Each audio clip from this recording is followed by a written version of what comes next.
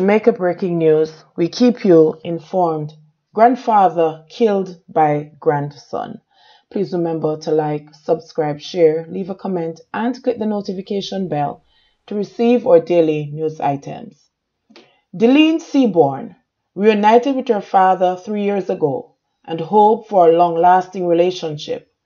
Little did she know, however, that death allegedly at the hands of a family member would have ended her expectations.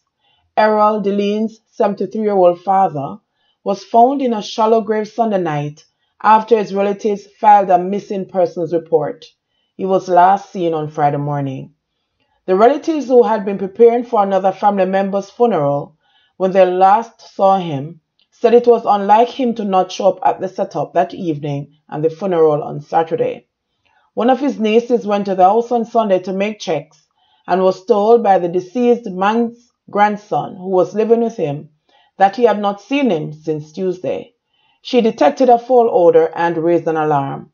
The residents conducted a further search that led to an area where they saw fresh soil and the dead man's hand protruding from the dirt. Standing at a shop in the community of Pondside in Red Hill, St. Andrew yesterday, Delene said, "Me just getting to know the man and him gone. Me no used to him yet. I met him when I was 5 years old. Me no see him back until when me at 20. Me no see him back until just the other day," Delene said. She spent her 47th birthday with him in June and was reassured that the man she didn't really know wanted to be in her life. Delene said, even though losing him was not on her mind, when she spoke to him on Wednesday, he told her that the grandson who had allegedly threatened to kill him had returned to the area. She said, "I told him to be careful and he said, yeah man, if anything I'll call the police. So yesterday me frightened when my brother called me and said them can't find him. 2 days now them a look for him." The woman, who was at a meeting when she got a phone call that he had been found in a shallow grave, said it was too much for her to bear. "Me I say, look how me make plan because my baby father dead and not bury it. And I called him Wednesday and tell him about it. And him a tell me say if anything call him," she said.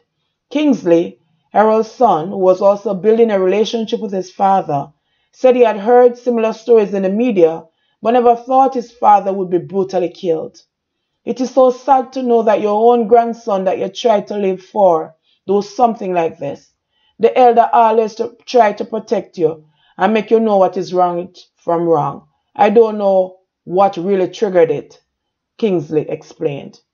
Karen, the deceased man's niece who led the search, said when she went to the police station to make the report, she was told that only 2 officers were at the station and they were unable to visit the community.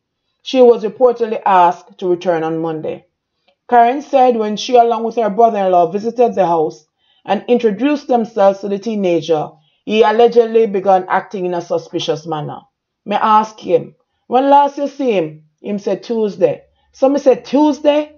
So you're missing from Tuesday and you don't tell anybody?" The place was so dark, so me asked him if he can turn on the light for me.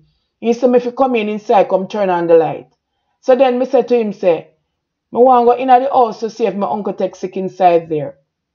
Then him said, me must come open the door. I took something and opened the window. After we opened the window, me said, "Me smell something stink." And then him said, "Today's date is what?" Me come out and me scream out. We start to search and we saw some fresh dirt here and we look. When we move away the dirt, we see his hand pointed up in the air, she explained. Karen said by this time the teenager had turned off the light.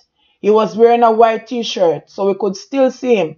He had something in his hand and then he went up on the banking where my uncle is.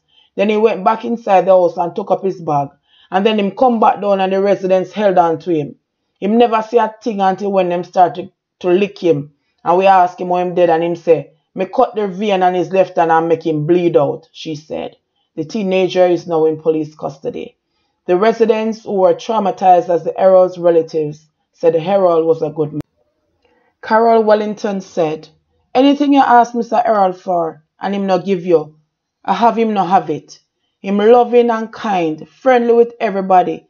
Anybody him not friendly with is who come yesterday. I am saddened by it because he's a good man. I'll know, you see me, Me still can't believe it. Jamaica breaking news. We keep you informed.